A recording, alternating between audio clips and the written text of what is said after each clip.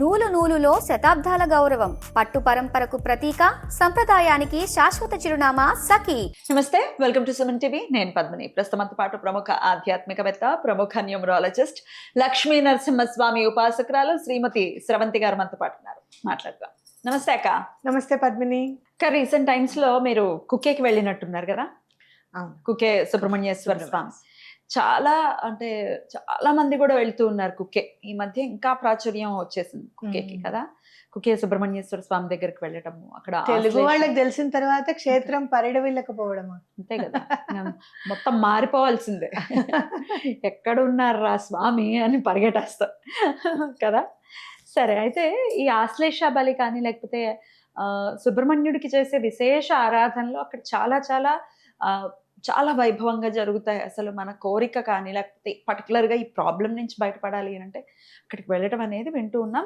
మీరు తీసుకెళ్తూ ఉన్నారు కూడా కదా. దాని గురించి చెప్పండి. మమ్మల్ని ఎవరైనా మరి మీకు కాంటాక్ట్ చేస్తే తీసుకెళ్తారా? ఎటువంటి సమస్యల నుంచి బయటపడతాము? అసలు ఎందుకు వెళ్ళాల్సి ఉంటుంది కుక్కేకి? ఇవన్నీ ఒకసారి చెప్పండి అక్క. తప్పకుండా చెప్తాను పద్మిని. ఎందుకంటే కుక్కే నా జీవితంలో ఒక అధ్యాయాన్ని రచించిందని చెప్పుకోవచ్చు, ఒక చాప్టర్. ఎందుకు అనంటే చాలా సందర్భాల్లో నేను వెతికి వెతికి వెతికి చూసింది మా అమ్మ వాళ్ళ జీవితాల్లో. ఎందుకు మా అమ్మ వాళ్ళ జీవితాలు ఎంత అస్తవ్యస్తంగా ఎందుకు అయిపోయాయి?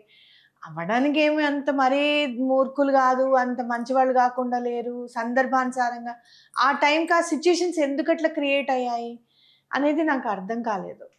ఎప్పటి నుంచో సుమారు 12 ఏళ్ల నుంచి ఏదో అరుంధతిలో అనుష్క ఎత్తుకున్నట్టు ఎతికే. ఏమిటి అసలు ఈ రీజన్ ఏంటి, అసలు ఎందుకు వీళ్ళకి ఇట్లా జరుగుతోంది, ఎందుకు ఇలా జరిగింది అని ఎంతో అంత షాడో మా మీద కూడా ఉందని చెప్పుకోవచ్చు. అఫ్ కోర్స్ బావగారికి కేతు ప్రాబ్లం ఉన్నది తర్వాత విషయం. కానీ మరి కేతు ప్రాబ్లం ఉన్నవాడు నాకు హస్బెండ్గా ఎందుకు వచ్చాడు అట్లా అంటే ఆలోచనలు కూడా ఇది ఒక రీజన్ అనమాట తెలుసుకోవడానికి.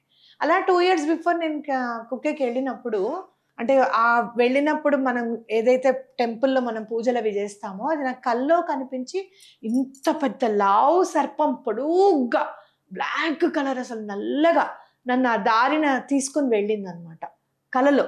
నేను నెక్స్ట్ డే వెళ్ళేటప్పటికి దారి నేను చెప్తున్నా, ఇది రైట్ తీసుకో, ఇది లెఫ్ట్ తీసుకో, ఇదే గుడి అని చెప్పి. నీకు ఎలా తెలుసు అంటే, ఏమోనండి నాకు కలలో కనిపించింది ఈ గుడి అని చెప్పడం జరిగింది అనమాట. అప్పుడు ఆ గుళ్ళో కూర్చున్నప్పుడు నేను చూసింది ఏంటి అంటే, మా అమ్మ వాళ్ళ తాతగారు తోటలని తీసుకొని కాల్చేసేవారు. కాల్చేసి బొగ్గు అమ్మేవారు అనమాట. 2 types ఆఫ్ బొగ్గు ఉంటాయి. ఒకటేమో న్యాచురల్ గా వచ్చేది, ఇది ఇంకొక బొగ్గు, చెట్లను కాల్చేది ఒక బొగ్గు అనమాట. బొగ్గుబంతులు గారు అని చెప్పి నూజివీడులో ఆయనకి పేరు, చాలా ఫేమస్. అసలు విపరీతంగా ఉన్నవాళ్ళు అనమాట వాళ్ళు. అసలు అలాంటిది ఆయన మా అమ్మమ్మ గారు పెళ్ళైన తర్వాత చాలా ఆర్థికంగా నలిగిపోయారు అనమాట. చాలా డల్గా అయిపోయారు. ఏదో ఒక సమస్యతో లీనియేజ్ అంతా కూడా ప్రాబ్లం ఫేస్ చేస్తూనే ఉంది. ఇలా నేను చూసుకున్నప్పుడు అంటే ఏంటి, దాంట్లో బుక్లో రాశారు ఏమని, సర్పాలకిను సర్పం తిరిగే ప్లేసెస్కి వేటినైనా సరే మనం హాని కలగజేస్తే సర్పదోషాలు అంటుకుంటాయి. మరి సర్పం తిరిగే ప్లేసెసే కదా తోటలంటే, ఏమైపోయాయో అది అనడానికి కూడా భయంగా ఉంటుంది. ఉంటాయి కదా తోటల్లో, అట్లా సుబ్రహ్మణ్యేశ్వర స్వామి కుక్కేలో నాకు స్ఫురణకు తీసుకొచ్చారు, ఇది రీజన్ అని చెప్పి. ఒక్కసారి మా అమ్మతో నేను చిన్నప్పుడు అన్నాను, అంటే నాకేం 16-17 ఏళ్ళు, అమ్మ అట్లా తోటల్ని కాల్చడం తప్పు కదా, చెట్టుకు కూడా ప్రాణం ఉంటుంది అంటారు కదా. అంటే ఊరుకోవే, నీకు అన్నీ లేనిపోనివన్నీ వస్తాయి, ఇప్పుడు అవన్నీ నాకు మైండ్లో పెట్టకు నువ్వు అని అంది మా అమ్మ. అట్లా అది నాకు తెలుసుకున్న తర్వాత చాలా మందికి నేను సర్పదోషాలు ఉంటే కుక్కేకి నేను ప్రత్యేకంగా తీసుకువెళ్ళి వాళ్ళని చేయించడం జరిగింది. వాళ్ళకి చాలా మంచి జరగడం చూసాను నేను కళ్ళారా. అయితే ఇప్పుడు ఇంకా కొంచెం నేను ఫ్రీ అయ్యాను, నేను ఏదైనా చెయ్యాలి అని అనుకున్నప్పుడు వాచస్పతి వైదిక సంస్థాపనం ఫణీంద్ర రాజశేఖర్ శర్మ నాకు కాల్ చేశాడు. నేను సుబ్రహ్మణ్యేశ్వర స్వామి యాగం చేస్తున్నాను అప్పట్లాగా, అంటే నేను వస్తాను నాన్న అనడము. నాతో పాటు ఒక 10 మంది వచ్చారు పద్మిని. వాళ్ళందరికీ కూడా కూర్చోబెట్టి సర్పదోష నివారణ చేయడం జరిగింది. ఆయన చాలా వైదికంగా చాలా చక్కగా చేస్తారు. మీకు మరిది అవుతారు కదా, మరిది మీ మావయ్య గారి కొడుకు, చిన్న ఆయన. అక్కడ మేము ఏం చేసామంటే కుమారధారలో స్వామివారి విగ్రహాలన్నిటికీ చక్కగా స్నానం చేయించి అక్కడ కళ్యాణం చేసాము. దాంపత్య పాశుపత హోమం, కన్యా పాశుపత హోమం, వర పాశుపత హోమం చేసుకున్నాము. నెక్స్ట్ డే ఏమో అష్టనాగ పూజ జరిగింది అక్కడ. ఇక్కడ కొంతమంది బుక్ చేసుకున్న వాళ్ళకి ఆశ్లేష బలి పూజ చేయించడం జరిగింది. స్వామివారి కళ్యాణం చేసుకొని మూలమంత్రంతో పాశుపత హోమం చేసుకొని తిరిగి ప్రయాణం అయ్యాం. అయితే ఇక్కడ మాకు ఎక్కడ స్వామివారిది లీల కనిపించింది అంటే, ప్రార్థన టికెట్స్ జనరల్ గా మన లైన్ లో నుంచొని మనం తీసుకోవాలి. అలాంటిది ఒక ఆయన, ఏమండి నేను ప్రార్థన టికెట్లు ఒక 6 ఉన్నాయి నా దగ్గర, మీరు తీసుకుంటారా అని చెప్పి నా దగ్గరికి వచ్చి ఇచ్చారు. మేము ఎంతమంది ఉన్నామో తెలుసా? 10 మంది ఉన్నారు కదా. 6 ఉన్నాం. 4 వెళ్ళిపోయారు. 6 కుటుంబాల వాళ్ళము ఉన్నాం. సరిపోయింది, కరెక్ట్. వెళ్ళి అక్కడ ప్రార్థన టికెట్కి వెళ్ళినప్పుడు ఏం చేస్తారంటే పద్మిని, ఒక్క ప్రదక్షిణ వేయిస్తారు మన చేత. ప్రదక్షిణ అయిన తర్వాత ప్రార్థన టికెట్ నుంచి పెడతారు.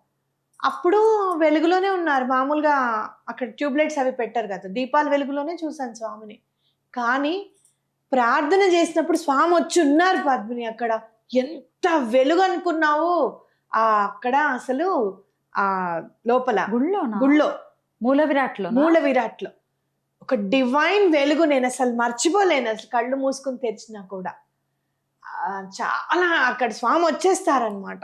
వాళ్ళు ఏం చేస్తారు, మీ సమస్య మాకు ఇవ్వండి అని చెప్పడము, మనం చెప్పడము, వాళ్ళు మీ కోరిక తీరిన తర్వాత మీరు ఏం చేయించాలి అనేది మనకి ఇట్లా టిక్ పెడతారు అనమాట. అంటే సేవలు ఉంటాయి కదా, సేవలు టిక్ పెట్టిస్తారు.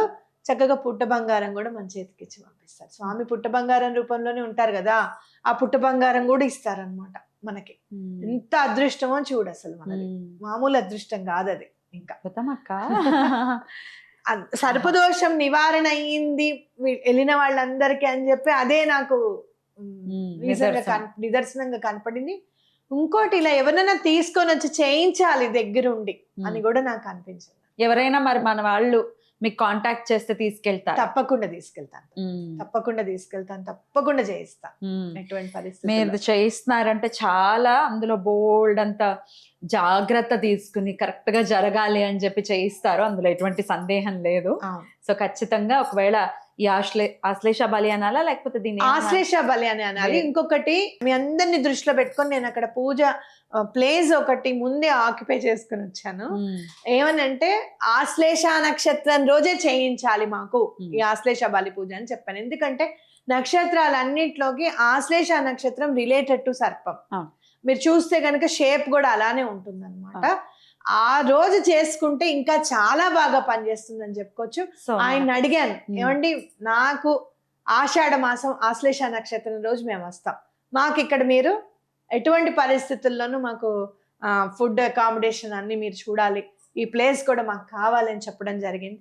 అయితే మనం తీసుకెళ్ళడం అంటే మాక్సిమం ఒక 25-30 మెంబర్స్ కంటే కష్టం మనకి. ఇంకా ఏమన్నా స్వామి లేదు నువ్వు చేయించగలుగుతావు అని అనుకుంటే ఏమో మార్నింగ్ నుంచి మధ్యాహ్నం 3 లోపల అయిపోవాలి కదా అంతమందికి. ఇంకోటి ఏంటంటే మనం ఏదో సామూహికంగా చేయడం కాదు, ప్రతి ఒక్కళ్ళని అక్కడ కూర్చోబెట్టి చేయించడం. ఇంకోటి జనరల్ గా ఎవరికైనా కామన్ గా వచ్చే ఇదేంటంటే తల్లిదండ్రులు ఉన్న వాళ్ళు ఈ పూజ చేసుకోవచ్చా, ఎందుకంటే పిండ ప్రదానం చేస్తారన్నమాట. తప్పకుండా చేసుకోవచ్చు, ఎందుకంటే మీతో చేయించరు, ఎందుకంటే వైదికంగా చేయాలి కాబట్టి.